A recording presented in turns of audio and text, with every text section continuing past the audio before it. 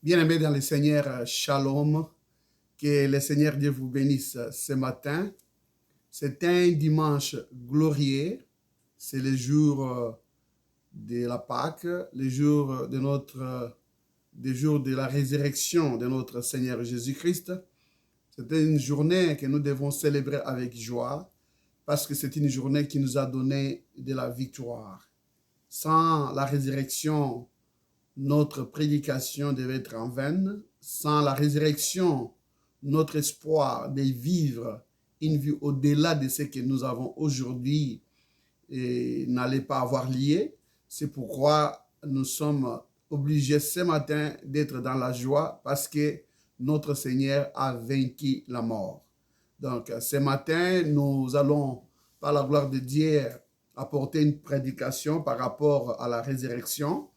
Je suis pasteur Roger, je viens de l'église Épouse de Christ Tabernacle, qui est localisée à 459 Broadway, Everett, Massachusetts, Boston. Donc, si vous n'avez pas une église où vous allez, après cette crise du coronavirus, quand nous allons reprendre nos services, vous pouvez nous visiter pour y faire part. Et nous vous souhaiterons la bienvenue et puis nous vous encouragerons de ne pas rester à la maison. Donc, je suis en train de travailler avec Papa Didier qui est l'assistant pasteur. Je suis en train de travailler avec Frère Tom qui est notre conducteur, celui qui nous guide dans les services de chants, d'adoration et de prière. Donc, encore une fois de plus, que Dieu vous bénisse et qu'il vous accorde, n'est-ce pas, ces bénédictions célestes. Donc, ce matin, sans plus tarder, là où vous êtes, je vous demanderai d'ouvrir vos Bibles dans le livre de 1 Corinthiens, chapitre 15. Nous allons lire des versets 20 à 22. Et puis plus tard, nous lirons aussi à Matthieu 28. Et peut-être nous prendrons quelques versets dans le livre de la Révélation. Encore une fois de plus, shalom et que Dieu vous bénisse là où vous êtes. Soyez joyeux dans le Seigneur. Merci. Donc, nous allons lire dans le livre de 1 Corinthiens, chapitre 15, versets 20 à 22. Mais maintenant, Christ est ressuscité des morts, les premiers fruits de ceux qui dorment. Car puisque par un homme est venue la mort, par un homme est aussi venue la résurrection des morts. Car comme en Adam tous meurent, de même aussi en Christ tous seront rendus vivants. Que Dieu vous bénisse et qu'il ajoute les bénédictions à la lecture de sa parole. Merci encore une fois de plus. Donc ce matin, nous allons parler l'un des plus grands événements. Nous allons parler l'un des plus grands événements. S'il y a eu un des plus grands événements qui a pris place sur cette planète Terre, j'insiste bien, j'ai dit, pas un grand événement, mais un des plus grands événements. Pas un grand événement, mais un des plus grands événements qui a pris place sur cette terre des hommes. Ce n'est pas le jour où le prophète Ésaïe a annoncé la venue du Messie. Ce n'était pas non plus le jour où Jésus était né. Ce n'est pas non plus le jour où Jean-Baptiste l'a introduit au monde comme l'agneau de Dieu. Ce n'était pas non plus le jour où Dieu s'est reposé de toutes ses œuvres. Ce n'était pas ce jour-là. Ce n'était pas non plus le jour où Dieu a créé, n'est-ce pas, le monde. Ce n'est pas ce jour-là qui fit l'un des plus grands jours où nous avons eu l'un des plus grands événements. Ce n'est pas non plus le jour où Jésus a guéri les malades, où Jésus a ressuscité les morts. Ce n'est pas non plus le jour où Jésus a marché sur les eaux. Ce n'était pas ce jour-là qui constitue l'un des plus grands événements. Ce n'est pas non plus le jour où Jésus a été crucifié et mis à la croix. Ce n'est pas ce jour-là dont je parle ce matin. Ou ce n'était pas pendant le jour où Jésus a subi tant de souffrances et qu'il a été amené à être cloué sur la croix et il est mort sur le sang. Ce n'était pas ce jour-là. Toutes ces choses que Jésus a accomplies ont une grande valeur. Toutes ces choses que Jésus a accomplies, ça a donné de la joie et des soulagements dans les cœurs de son peuple. C'était des meilleures choses. Mais ça ne constitue pas l'un des plus grands jours. Parce qu'il y a eu des grands prophètes dans ce monde qui sont venus et qui avaient la capacité de faire ce que Jésus a fait. Voilà pourquoi je disais que ce n'était pas l'un des plus grands jours, parce qu'il y a eu des hommes qui se sont aussi sacrifiés, qui ont subi des humiliations, qui ont été tués, d'autres ont été décapités, d'autres ont marché, ils ont été amenés même à la croix, comme Jésus a été amené à la croix. Ils sont morts à la croix, parce qu'ils avaient une cause qu'ils défendaient, parce qu'ils avaient quelque chose sur lequel ils s'appuyaient. D'autres ont été, n'est-ce pas, maltraités, jetés dans les fosses de lions. D'autres ont été jetés dans la fournaise de feu. Donc il y a eu deux gens qui ont marché, qui ont marqué l'histoire comme Jésus l'a marqué. Ils avaient les capacités de guérir les malades. Ils avaient les capacités de ressusciter les morts. Ils avaient les capacités de traverser les eaux. Ils avaient les capacités de marcher dans le feu. Il y a eu parmi tous ces grands prophètes des hommes et des femmes qui ont fait des choses vraiment d'une grande valeur, qui ont passé par des souffrances énormes. C'est pourquoi j'ai dit que tous ces événements-là ne constituent pas l'un des plus grands événements que le monde n'a jamais connu. Mais malgré tout ce qu'ils ont fait, les miracles, la résurrection des morts qu'ils ont amené dans certaines familles, tous ils sont morts. Ils ont été enterrés dans les tombes. Mais il y a eu un. Son nom, c'est Jésus-Christ.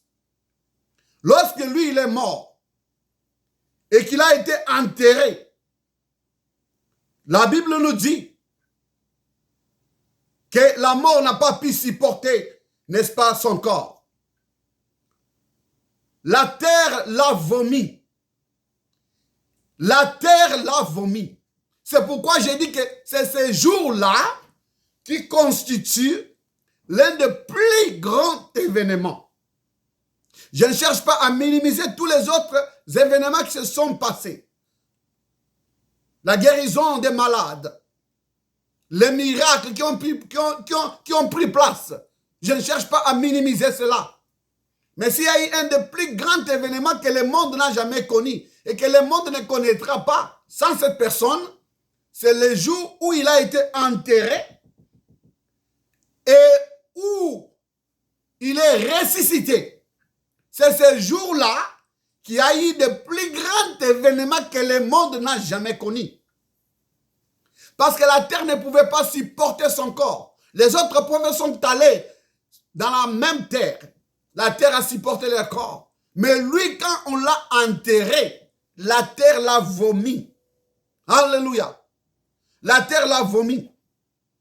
Donc, la résurrection de Jésus a été le premier événement de l'histoire humaine, un événement métaphysique le plus important de l'univers que nous ne pouvons pas expliquer avec un entendement humain. C'est la résurrection de Jésus qui a tout scellé. C'est par elle que la mort a été vaincue. C'est la Pâque qui nous a donné les gages, qui nous donne droit à la vie éternelle. Sans la résurrection de Jésus, notre espoir pour vivre une vie éternelle est en vain. Donc, il fallait qu'il meure. Il fallait qu'il soit enterré. Tout ça, c'était bien. Mais s'il n'avait pas ressuscité, notre espoir est en vain. Donc, c'est la résurrection de notre Seigneur Jésus-Christ qui nous donne les gages qui nous accèdent à la vie éternelle. Sans la résurrection, notre prédication devait être en vain. Sans la résurrection, notre foi devait être vaine. Sans la résurrection, nous serions en train de témoigner de quelque chose qui est fausse. Donc, le miracle, c'était bien. Marcher sur les eaux, c'était bien. Mais ce n'était pas la mission pour laquelle il était venu. Il était venu, n'est-ce pas, pour vaincre la mort, pour vaincre les péchés. Mais cela devait se justifier par sa résurrection. Vous voyez? Donc, il était venu pour accomplir une œuvre qui devait nous restaurer dans notre position initiale. La position dans laquelle Adam et Ève étaient avant le péché. Parce que Adam et Ève, ils avaient l'accès à la vie éternelle. Mais quand ils ont péché, ils ont perdu ces droits-là. Et il n'y avait personne sur la terre, ni au ciel, qui pouvait nous racheter, qui pouvait nous ramener dans notre position initiale dans laquelle on était avant le péché. Il fallait que Dieu lui-même puisse descendre et qu'il puisse donner sa vie pour nous racheter et nous ramener dans notre position dans laquelle on était, la position qui nous donnait droit à la vie éternelle. La position qui faisait de nous les héritiers du royaume de Dieu. La position qui nous avait donné le pouvoir et la puissance de dominer le monde, de gouverner le monde, d'être au-dessus de toutes les choses qui sont dans ce monde ici. Nous avons perdu cette position-là. Nous avons perdu, n'est-ce pas, ces droits-là. Il n'y avait personne qui pouvait, n'est-ce pas, nous racheter. Et quand vous lisez dans le livre de la Révélation, la Bible nous dit que quand Jean a regardé et qu'il a vu l'agneau immolé et qu'il a vu qu'il n'y avait personne qui pouvait ouvrir les livres, la Bible dit que Jean a commencé à pleurer. C'est parce que Jean avait compris que s'il n'y avait personne qui pouvait ouvrir les livres, donc notre droit à la vie éternelle était complètement perdu. Mais subitement, il y a une voix dans le ciel qui est descendue qui a dit à Jean, Jean, tranquillise-toi. Il y a un agneau de Dieu qui est digne et capable d'ouvrir les sceaux, qui est digne et capable d'ouvrir les livres. Voilà pourquoi l'espoir de Jean est revenu. Mon frère et ma sœur, ce matin, vous allez vous poser la question de savoir, c'est quoi la résurrection? Qu'est-ce que signifie la résurrection? La résurrection signifie revenir à la vie. Revenir à la vie. C'est-à-dire que quand vous mourrez, vous avez maintenant une certaine capacité qui fait que vous pouvez encore revenir à la vie. C'est ça que la résurrection signifie. Mais depuis tous les grands hommes de Dieu qui ont passé sur cette terre et qui sont morts, personne n'avait cette capacité-là de revenir à la vie. On a commencé à parler de la résurrection quand Jésus lui-même est venu. Quand Jésus lui-même est descendu sur la terre. Alors, à ne pas confondre avec le miracle de ressusciter quelqu'un. Ce sont deux choses différentes. Il n'y a que Jésus qui fut la première personne d'entre les morts qui est ressuscité.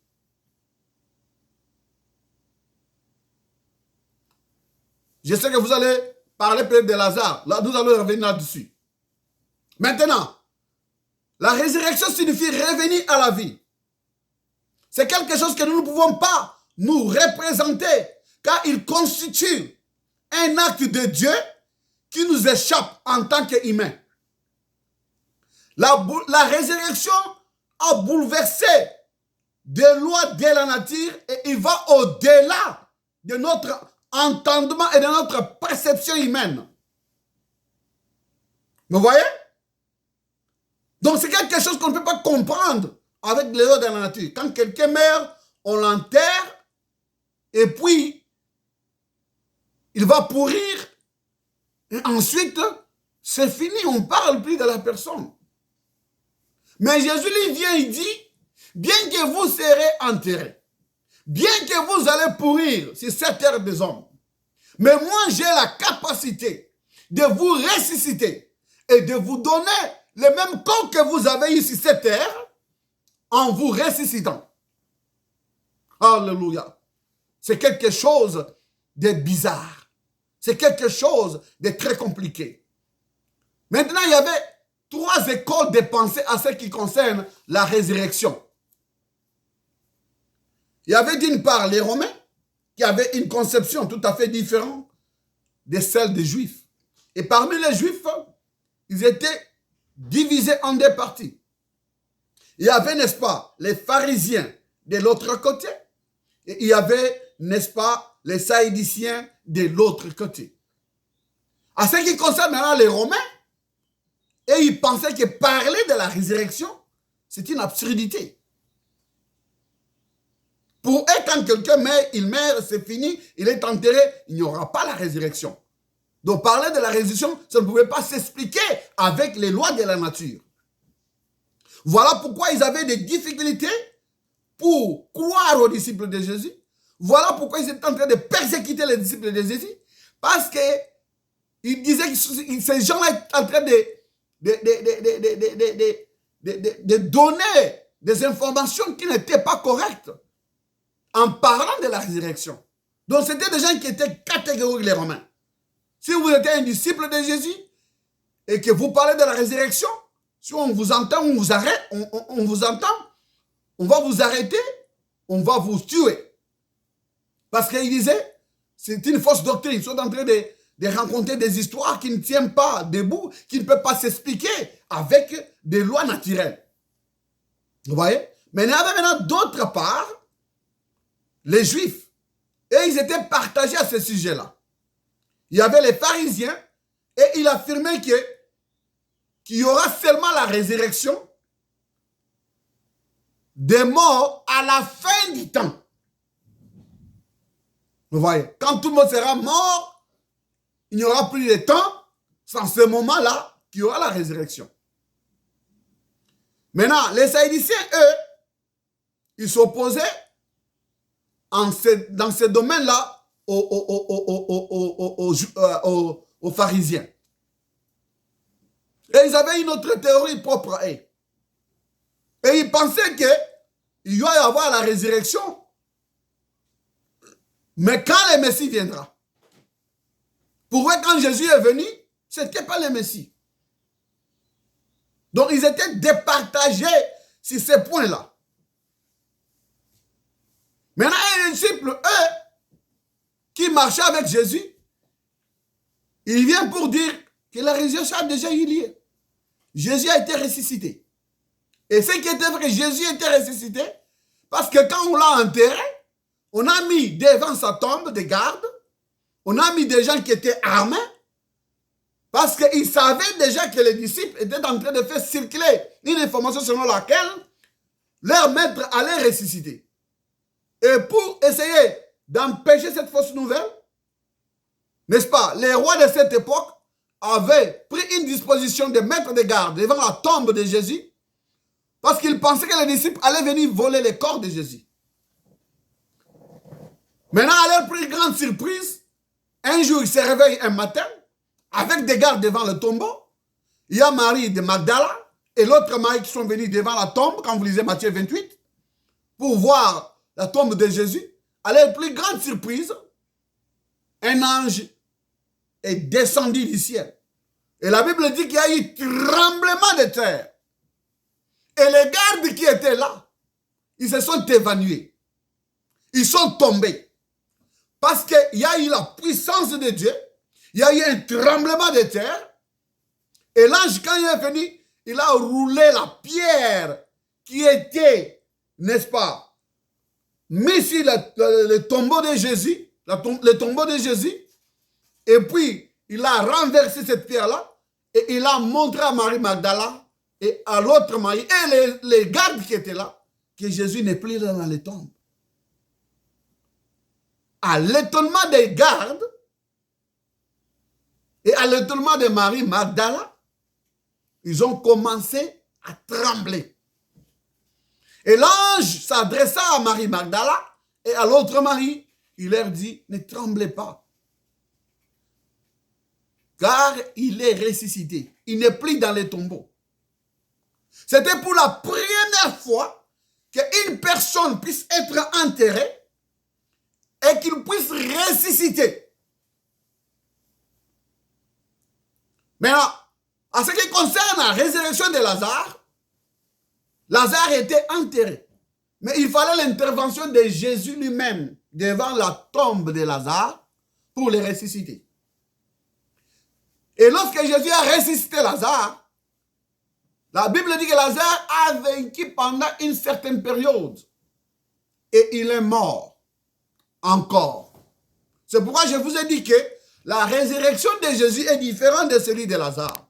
La résurrection de Jésus est différente de celui de tous les hommes de Dieu que nous avons vus qui ont ressuscité les gens. Parce qu'ils ont ressuscité les gens, après quelques temps, ces gens-là ont vécu et ils sont morts. Mais quand Jésus les a ressuscités, ce n'était plus pour mourir. Jésus a ressuscité pour vivre encore. Et non pas temporellement, mais éternellement. Vous voyez? Non pas temporellement et éternellement. Et la Bible dit que cette résurrection de Jésus était la résurrection d'entre les morts d'un corps terrestre dans un autre type de corps nouveau qui était semblable au corps que Jésus avait sur la terre, mais sauf seulement que ces corps-là avaient maintenant des propriétés radicalement différentes. Ces propriétés comprenaient la vie éternelle. Ces propriétés qui étaient dans son corps avaient la capacité de transcender l'espace normal que nous vivons, dans lequel nous vivons. Il était dans un corps qu'on appelle le corps de la théophanie. Vous voyez? Le corps de la théophanie.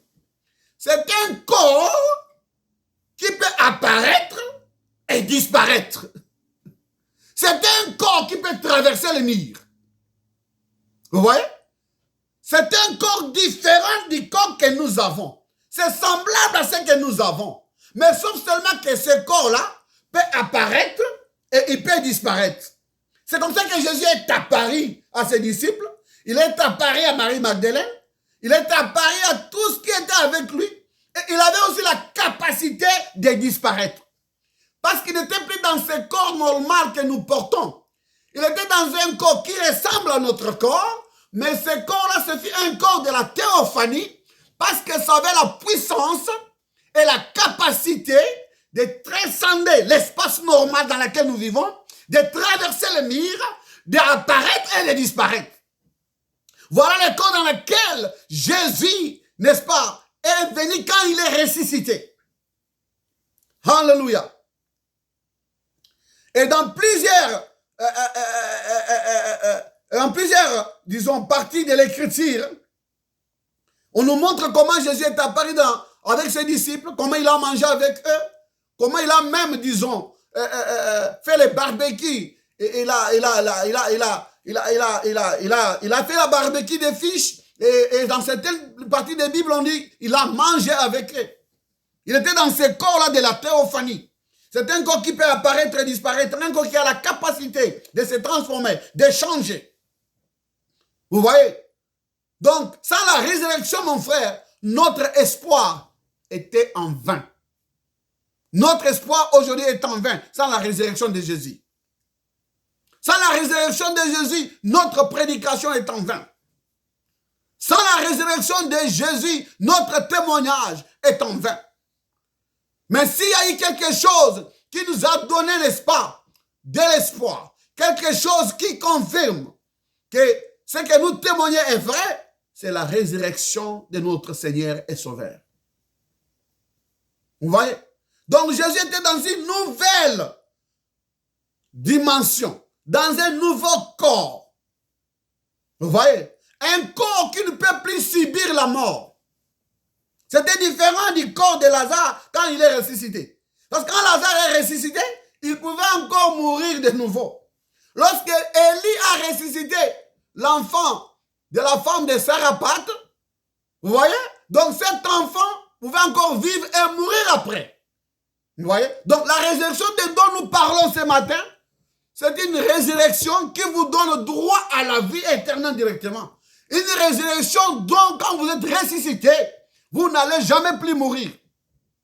C'est la résurrection dont nous parlons ce matin. Vous voyez? Maintenant, nous allons lire maintenant dans Romains 8, dans Romains 8, verset 11. La Bible nous dit maintenant ceci. La Bible nous dit ceci maintenant. Écoutez ce que la Bible nous dit maintenant. Mais si l'esprit de celui qui a ressuscité Jésus d'entre les morts habite en vous. Écoutez bien mes frères et mes sœurs. La Bible dit, si l'esprit de celui qui a ressuscité Jésus d'entre les morts habite en vous. Là, nous lisons dans Romains 8, verset 11. Celui qui a ressuscité Christ des morts vivifiera aussi vos corps mortels par son esprit qui habite en vous. Vous voyez? Si l'esprit de celui qui a ressuscité Jésus d'entre les morts habite en vous, celui qui a ressuscité Christ des morts vivifiera aussi vos corps mortels par son esprit qui habite en vous. Vous entendez ce que la Bible dit? Donc, d'abord, le mot vivifier, ça signifie quoi? Le mot vivifier, ça signifie être rendu vivant après la mort. Donc, pour que nous puissions revenir à la vie après la mort, nous devons pendant notre vie ici-bas avoir le même esprit qui était en Christ et qui l'a ressuscité. Vous voyez? Donc nous devons avoir le même esprit qui a habité en Jésus-Christ et l'esprit qui l'a ressuscité des morts. Ce n'est qu'en ce moment-là que nous pouvons ressusciter. Donc, la Bible nous dit que mais si l'esprit de celui qui a ressuscité Jésus d'entre les morts habite en vous, celui qui a ressuscité Christ des morts vivifiera aussi vos corps mortels par son esprit qui habite en vous. Pour que notre corps puisse être vivifié. Vivifié, je vous dis que c'est revenir à la vie. C'est rendre quelque chose vivant. Donc, pour que notre corps puisse être vivifié, puisse être rendu vivant, nous devons avoir l'esprit qui était en Christ. Et cela doit se faire pendant notre vie ici-bas, pendant que nous vivons. Nous ne pouvons pas nous attendre à avoir cet esprit quand nous sommes morts. Non. C'est pendant que nous sommes vivants que nous devons avoir cet esprit. C'est pendant que nous sommes vivants que nous allons avoir cet esprit. Ce n'est pas quand nous serions morts. Maintenant, écoutez maintenant.